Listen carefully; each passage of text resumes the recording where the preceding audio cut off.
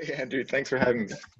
I was very excited to speak to you today. I guess there's loads of questions we have. I don't know if we'll get all of them in today, but some of the key areas we wanted to cover was your path, the founder's path that led you Mhm.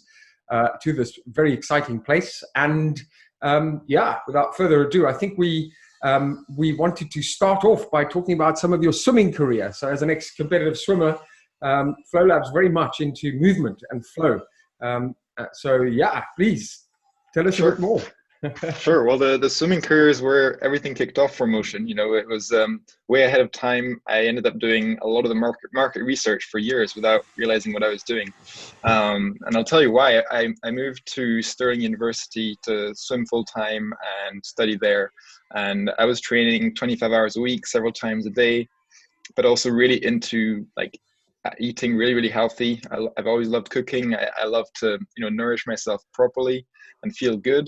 But clearly, 3 meals a day was not enough for 4 or 5, sometimes 6 hours of training in a day, plus university work and all that sort of stuff. So I started digging into supplementation.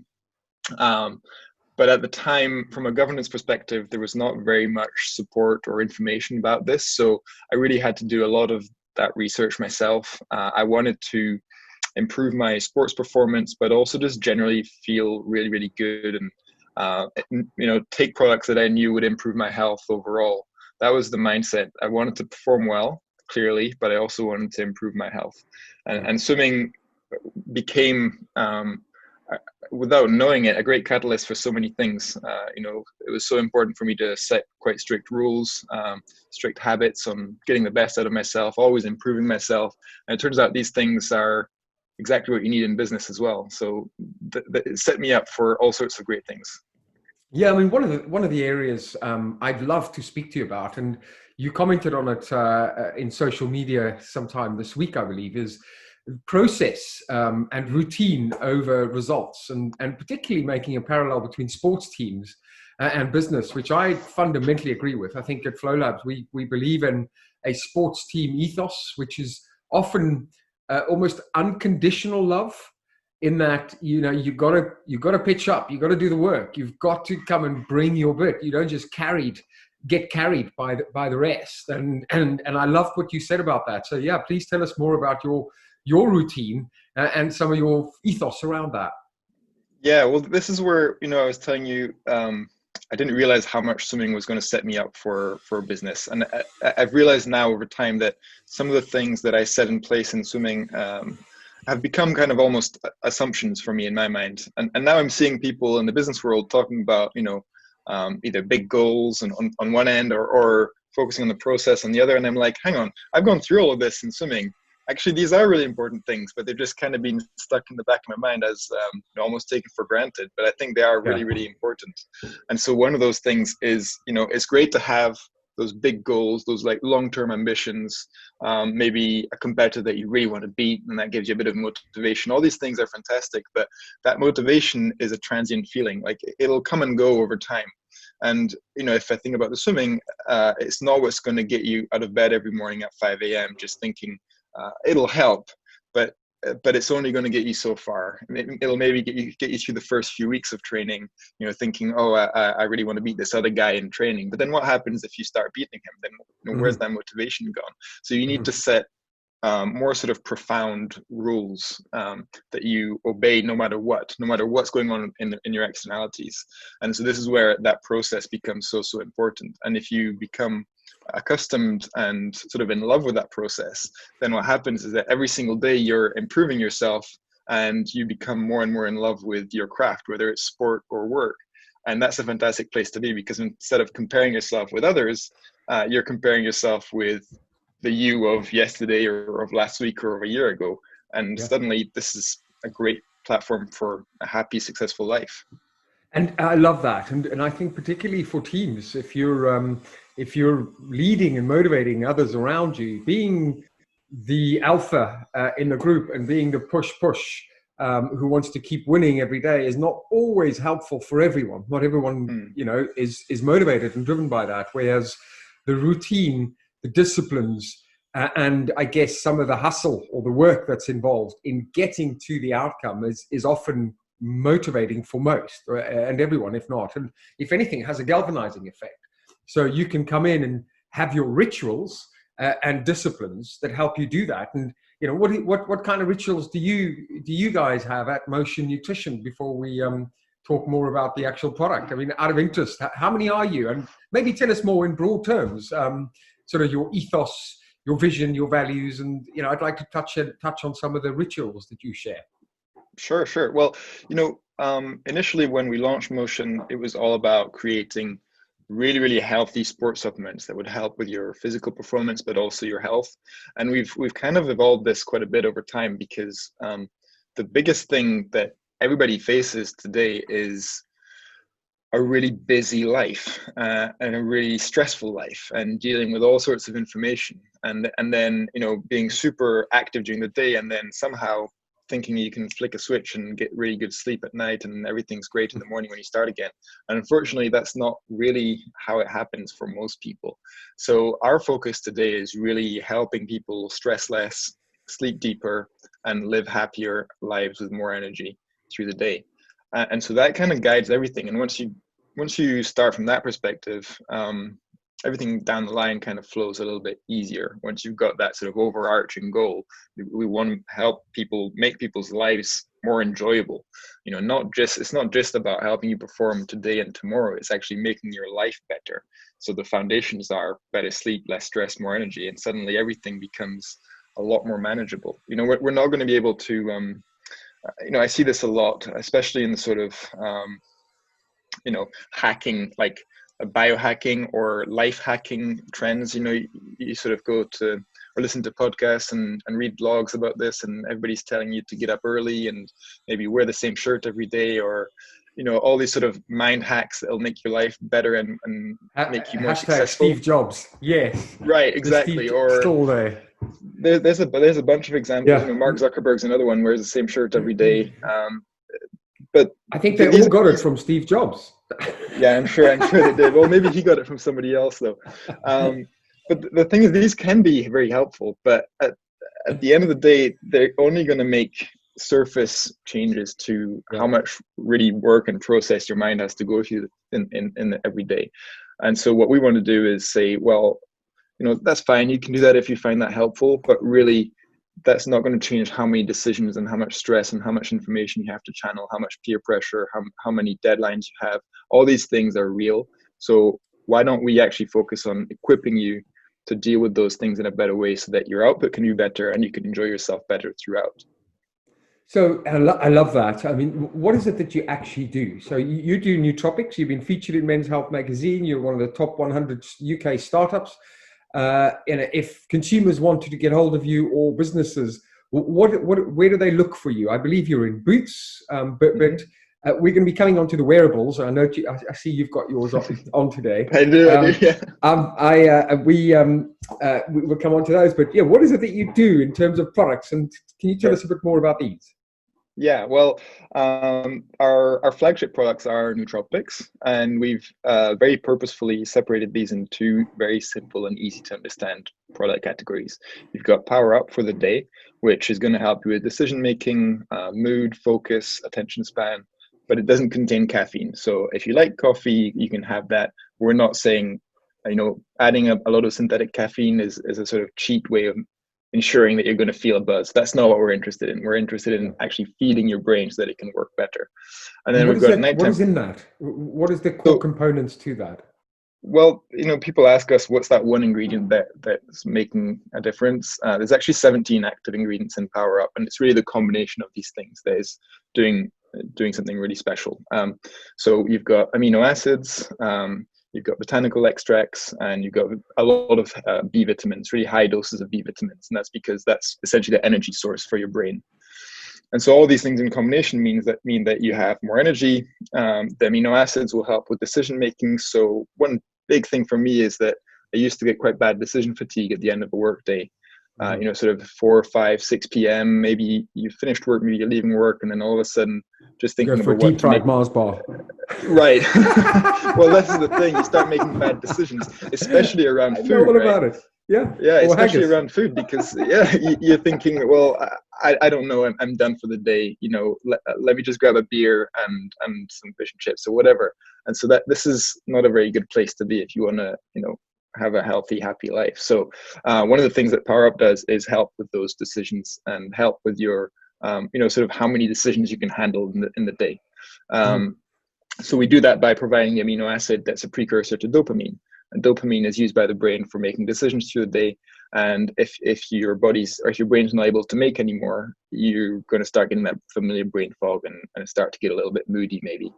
So all Yeah. these things are working in combination. And then, so that's Power Up for the day. And then in the evening, we've got Unplug.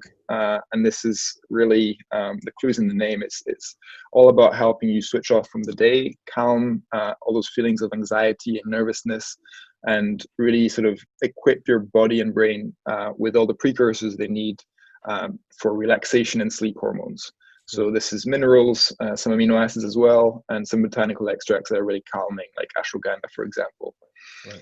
And all these And things in these are combination mean that apart. you can basically relax and get much deeper, actually a lot more REM sleep, which is the brain refreshing phase of your sleep. So you wake up feeling more refreshed. And then Mm. suddenly, when you wake up more refreshed, the first thing that you think about is not, I need a coffee. It's actually, oh, I feel pretty good. Like what's going on today? Yeah. How do you take these products? Are they consumed as tablets, in shakes? So these are capsule supplements. It's Right. the, we so one of the things we really believe in is convenience. And this takes two forms. The first, I guess, is how we deliver the product to you in terms of not just physical mail delivery, but what I'm talking about is how you use the products and what format it's in, what that sort of consumption format is. The nootropics are very simple. It's 2 capsules in the morning, 2 in the evening. If you don't like swallowing capsules, you can open them and pour the contents in a drink, and that's fine. And then we have a range of organic protein powders, which come in compostable sachets. So whether you're using it at home or on the go, Oh, it's very, great. very convenient to use, but also you don't have to worry about the sort of plastic waste that you're emitting from using the product. So that really for me ties into the convenience part. And by that I mean we want to be as easy as possible for you to use our products and to feel good about that. And another angle to that is coming back to your question about where to buy our products is, we believe very, very strongly that it's our job to make it easy and as easy as possible for you to get your hands on our product.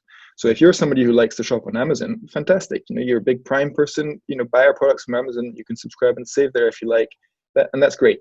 Or if you're the type of person that likes to go down to the local store, well, we've got Holland Barrett, Boots, and Superdrug coming up with they're going to be listing our products. In London, you've got Planet Organic, Whole Foods, these kind of places. And then, of course, if you're, ideally for us, if you're a big brand supporter, then you're buying from our website direct, and then you get all kinds of perks and content from us and loyalty discounts and this kind of thing. So we ship from our website to all across Europe and a lot of places throughout the world. We don't ship directly from our website to the US, but Holland Barrett do that, and they're very, very efficient at it. So the Right. shipping cost is very cheap, and it gets to you in like 2 or 3 working days. So Right. for now, we're happy with that. And tell me more. Let's take a backtrack a little, just to talk around. So you were also a male model, and swimmer. So obviously, there's a competitive element in you, and also nutrition is key. Can you tell me more about the types of decisions that led to the path of a founder, the mindset, and the learnings you mentioned about discipline and the competition and routines? What other decisions have in your life influenced you to get to the place of being the founder? Motivated you to start this business by yourself or with your co-founder? I mean, tell us a little more about those first 2 or 3 steps. I'm very curious. Sure. Well, everything fell into place, I guess, quite nicely in terms of founding Motion Nutrition with my co-founder. When I retired from swimming, I actually joined my co-founder in his sports management agency that we ran together. And I was also doing a little bit of modeling in London, and actually some great experiences with the agency, and really helpful experiences from a marketing perspective. I got to work on some TV commercials for global healthcare brands. shooting in South America and in the Caribbean and places like that. So I got That's to big. experience what, yeah, I got to experience what big marketing budgets could do, and that was very fun. But also, I got to witness firsthand how many inefficiencies there are in that world, especially in the TV commercial world. It's You get to do great things, and the output is fantastic, but there are also huge inefficiencies with it. And while we were doing this, I remember very distinctively one day in our London office, Charlie and I, my co-founder, we were discussing what I told you earlier, that as an athlete, I found it very frustrating that supplements didn't match the level of quality that I could get in my food. And it was quite obvious, especially being in the sports management world, where supplements brands were quite prominent in terms of wanting to capitalize on athletes' images. It was quite clear that the consumer for these products and the market was really widening, and these products were no longer just selling to performance athletes or bodybuilders or this kind of thing. And yet the product themselves were not evolving. They were not changing at all. They were still geared towards performance, strength, aesthetics, this kind of thing. But when you're talking and trying to sell to perhaps a woman in her 40s who does Pilates 4 or 5 times a week and just wants to have better energy and handle her home life, work life, stress, and all these things better, suddenly the products just didn't make any sense, and yet they were still trying to cram these products in that space. And we saw quite a big gap there. And the only things that were kind of filling it were American brands coming into the UK and, in our opinion, having it quite easy selling into health food stores and places like this, because there was very, very little competition, very few products that a place like Planet Organic would be willing to sell. And so we thought, well, this is interesting, because for me as an athlete, I was looking for this kind of product. But then if you imagine that woman in her 40s who's perhaps already buying organic food and is working out quite a bit, I mean, that's way more removed than I was from these products. So clearly nobody's taking care of that person at the moment. So that's when the idea kicked in, and together we had that sort of energy and willingness to at least dig into it, and then very quickly after that get started. A lot of people are talking about personalization, as you've just described, the sort of need state of one niche segment of multiple segments, so many. What is your thinking around the personalization angle? Do you have a segment-led approach? I'm curious at your marketing approach and your actual product development approach at the personalized propositions. Mm-hmm. Well, I think that the personalized nutrition, in terms of getting your own little sachet with your own name on it for every day and tailored to exactly your needs, it's an interesting sell. Like it promises a lot to the consumer. However, from differentiation perspective of one person's sort of stack to the next, this does not require personalization to the individual level. I think perhaps there's a middle ground that's very interesting here, which is there are probably a couple of dozen or maybe a dozen different profiles that we should cater for. And we should be able to say, well, you fit very clearly, and this is where the data becomes interesting. Personalized nutrition from an individual perspective is thinking of building data around individual profiles. Now, I think that what we can do is create pools of these profiles and say clearly, as an individual, you fit very, very well in this profile. And now we can do things like, we were going to recommend this mix of products for you. And we know, based on the data that you've provided us and on the market research and on the science, that these products are going to be very helpful for you and you're going to feel great. Mm-hmm. And from a nutritional perspective, the benefits between that and individualized at a personalized at an individual level, I don't think there are any differences. I think the benefits to the individual are just as good. And now we're trying to marry these things with environmental concerns. We're trying to marry these things with scale concerns, and we're trying to make the planet a better place. So why do we require to go down to the individual level there are so many inefficiencies here. There are so Mhm. many cost inefficiencies. There are so many packaging inefficiencies. There is so much wasted energy, just like in that TV commercial world. There's so Yeah. much wasted energy and wasted money that as a service that we're providing the individual, apart from the smoke and mirrors of, having your name printed on a little sachet every day, you're just paying excess and not getting the benefit from it. So I Yeah. think it's a lot more interesting for Interesting. us as a company to work out, okay, what are those baskets? What are those? How deep do we need to go? Does it need to be 12? Does it need to be 50? Does it need to be 100 different individual profiles? And once we've got those, we can say, okay, we know now from the science that these are the products that are going to help these different people. Mhm. And so we can do all that in the background. It doesn't need to be printed on a little sachet every morning. I think that's nice, but people will get tired of it, and then they'll realize, perhaps when there's an economic downturn, that they're spending quite a bit of money on this, and that it's actually not particularly helpful. And perhaps they've already worked out, okay, I've done this for 6 months. I know what I need now. Yeah. I'm just going to go buy it from the store because it's going to be half the price. Yeah, yeah, and more accessible. Absolutely, that's a really interesting perspective. Thank you. Let's talk about wearables. So I think I can notice we're both wearable fans. I don't necessarily want to plug the company, but I guess one of the interesting things you mentioned the other day is that your view was that they don't all work. I'm keen to understand what it is you know about them. And Apple today announced in Singapore that they have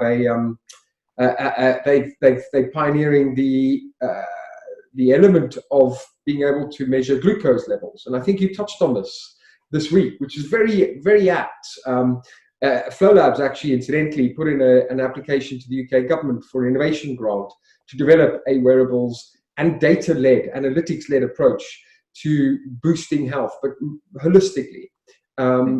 As an aside, but this is an interesting space for us, and Yeah. I'm keen to hear your point of view on wearables. What's good about them? Clearly, we both wearing them and love them, and I must say I love mine. Certainly from a heart rate variance point of view, strain recovery, the elements of sleep is a biggie, Mm-hmm. and that's I think the differentiation that this particular strap allows. But the next level iterations. What's your view? Well, this is another thing that I've spent a lot of time thinking about, just like personalized nutrition. I think that, look, I'm wearing it. I really enjoy it. But I should say I've been wearing it for about 4 months now. And for people who don't know, this product, you have to sign up for 6 months to use it. This is the way that they monetize it, that you don't pay up front, you pay a monthly subscription fee, and the minimum time is 6 months. And actually, I happen to believe that 6 months is a fantastic time period to spend on these products. Maybe they're not going to like this because they might need you to stay for 9 months to make money out of you. I don't know, probably not. But I think that whether it's 6 months to a year, or maybe 6 months every couple of years, I think this is fantastic because you're able to measure over time how you're performing. And during that 6 months window, you're able to test a lot of things and figure out, okay, what's helpful, what's not helpful, what do they not know, and what do they actually really know. I mean, for Yeah, instance, having 5 coffees a day, you probably don't need a wearable to tell you that it's bad for you to sleep. yeah, Drinking 3 glasses of wine before bed, you probably don't need to know the data to know that absolutely. it's bad for you and that you wake up feeling less refreshed. These are obvious things. But something that's perhaps more interesting is that I found out that when I wear earplugs, I recover 15% better overnight. That's an interesting thing, even though it kind of makes sense because I'm clearly less disturbed. Um, and so I think that during that 6 months period, you're able to gather a lot of these insights into your personal life. And again, perhaps a more interesting one might be time restricted eating. Is it helpful or is it not? In terms of your heart rate variability and recovery, this is Yeah, great. You're able to test it for a while and see if it helps or if it's just a pain in the ass for nothing. yeah, I think that beyond this, if we started, and I know that the founders of these companies are keen for us to wear and use wearables at all times, and probably they're thinking or fantasizing over linking it with your health insurance so that everything is tracked, and we can downgrade and upgrade your policy and your premium depending on how you're performing. I think that that's a very dangerous path to take, because fine. The data might be, pretty accurate, and you might be able to make great assumptions in terms of what's going to come next, and perhaps at what point you're going to get ill, or perhaps early interventions to illness. This is interesting, but I think we've got to be very, very careful about what's happening to our mental health, and how we're handling all this information. We're not equipped as humans to deal with that amount of feedback to our daily lives. And I think that if you spend too much time, and these apps are just like every other app, and particularly social apps, they're made for you to come back and keep checking in and keep getting the results. And it's very, very addictive. And if you spend a long time on them, I think that this can have some pretty serious negative effects. Just think, for instance, that, okay, drinking wine clearly makes me recover less well. Well, I'm with my family this weekend. I haven't seen them in 2 years. We're celebrating because there's a new baby in the family. We've got some great wine. We've got a great meal. We're eating late. All these things are out of what is helpful for your data. Well, yeah. There are people, and I think a lot of us, whether we're able to admit it or not, will be thinking in the back of our minds somehow, I shouldn't be doing this. This is bad for me. Or even perhaps worse, I'm not going to take part in these festivities. I'm not going to drink fancy wine. I'm not going to eat because this is too late and I know that it's bad for me. And suddenly, what's meant to have a positive impact is having a terrible, terrible impact on our lives and our social interactions and our family lives. And if we should learn one thing about what's happened with the social networks, then this might be it. Let's be careful about how we use these things. I love that. The way you've articulated that is so important. And one of the key philosophies of Flow Lab and our mission is the role of tribe and ecosystem in creating long and healthy lives and happiness. And, we know the Harvard studies, 76-year studies, that confirm that the single most important factor is that you have a healthy community of support around you for a long and happy life. Now, tribe, as you say, you get to a place where you can obsess about the kind of food you eat. You might stop eating meat, for instance. I don't know where your position is on this. And that, in certain cultures, could preclude you from perhaps hanging around the barbecue with the guys, or socializing with wine, as you've just described. And that, I think, removes a big part of health and culture, which has an indirect effect on our sort of happiness and longevity. I love that. Speaking of which, who, in terms of tribe and role models, do you look to for inspiration? Ooh, well, there's one person that's very, very important to me, and he was the first person that we worked with when we founded the company, and he's one of the leading neuroscientists in the world, and he's also an expert in gut health, an expert in anti-aging, and he's formulated the vast majority of our products. He's called Miguel Toribio Mateas, and he's a fantastic source of information, but also he's a fantastic inspiration in terms of how not to take things too seriously. And as a neuroscientist, he does things like DJs and does live DJ sets. And this might be surprising for somebody whose profession seems so serious, but actually he has been able to realize that that fun element is a huge part in having a healthy brain and having long-term health, longevity, happiness. All these things come into play. It's not just about serious data. Let's do everything carefully. Some of those things are very helpful, but equally we need to inject some doses of fun and lightheartedness and learning new skills. And for me, it's been great to have him along the journey, because it sort of keeps us real. Make sure that we don't get too locked down in the serious stuff. And as a brand, that's very important to us. If you look at Motion Nutrition as a brand, I think we're doing things very differently to what you might call the blands, which is what all the sort of classic VC-backed brands look like, voided of personalities, the same storyline over and over again, identikit brands, identikit colors, everything looking very, very often very serious, and sort of the sort of stuff that belongs in a Mr. Porter or Net-a-Porter website, some fancy magazine or some beautiful sort of grayed out Instagram feed, all white and shadowed.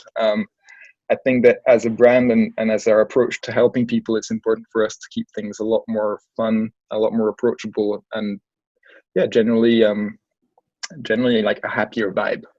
Yeah, love that. Where to next? I mean, what are your aspirations in terms of taking the brand? Is it new channels, innovation to new products, acquiring new customers? What are your aspirations in the next, I don't know, 3 to 5 years and beyond? 3 to 5 years is quite a long time, but in the first instance, we've been quite good at gathering information from people around how they sleep, and especially before they start using our products. So now I think what's going to be really interesting is to give people the opportunity to track their progress over time with our products, and this will have benefits in several areas. From our consumers' perspective, they'll be able to track their results in a way that's not as intrusive as a wearable. I'm talking about perhaps a questionnaire once a month, this kind of thing, but based on approved scientific tools, methodology that is approved in literature. So this is much less invasive, but over time, the results are just as indicative. So you're able to get that tangible feedback without it becoming a worry and an anxiety in your life. So benefits to the consumer, but also for us, well, if you're seeing that the product is helping you over time, because it's easy to forget. If you've been using Unplug, for example, for 6, 12 months, and you think, oh, I don't think it's really doing anything for me anymore. That's because what's normal has shifted. You're now used to sleeping well most of the nights and not waking up through the night 3, 4, 5 times.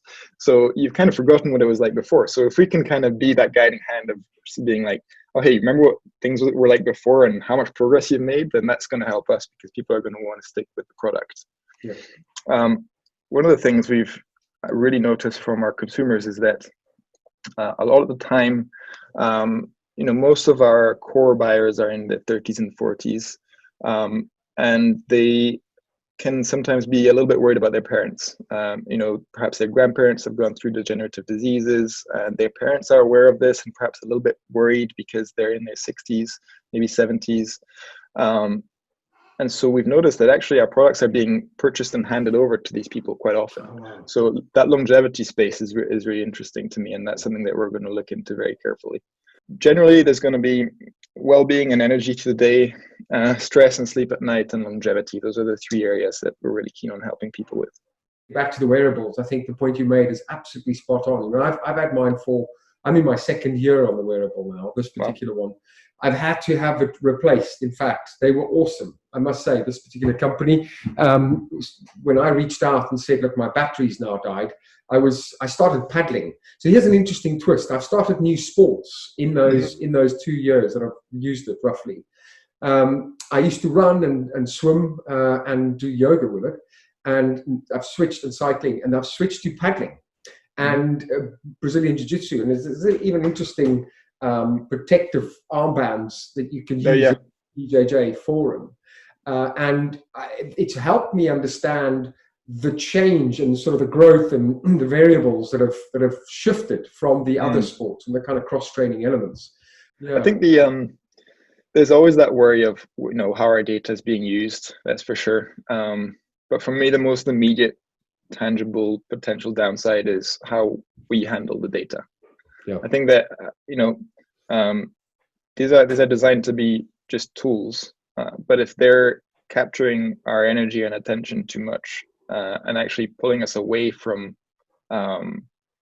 positive interactions that we have in our real life, then that's no longer a tool. That's actually a distraction that can have some downsides. I love that.